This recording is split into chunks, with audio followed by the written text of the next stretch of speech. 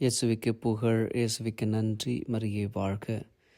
இன்றைய நற்செய்தி வெறும் யூதாஸ் இஸ்காரியத்தை பற்றி மட்டுமல்ல, அது ஒவ்வொரு மனித இதயத்தின் பிரதிபலிப்பாக இருக்கின்றது.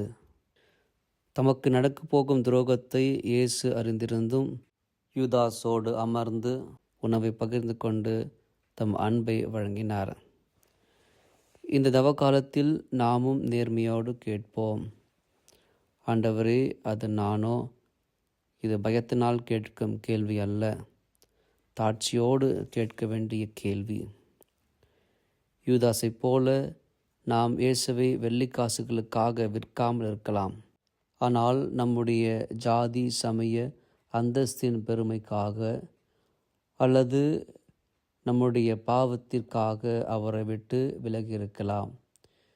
இத்தகைய சிறிய சமரசங்கள் மெதுவாக நம்மை அவரிடமிருந்து பிரிக்கின்றன.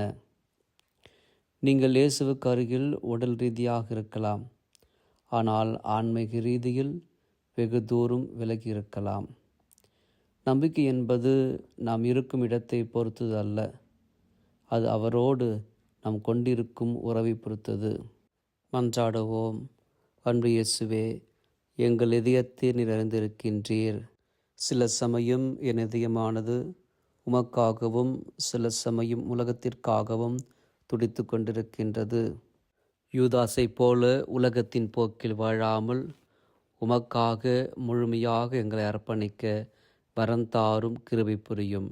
தந்தை, மகன், தூய ஆவியானவரின் பெயராலே ஆமென்.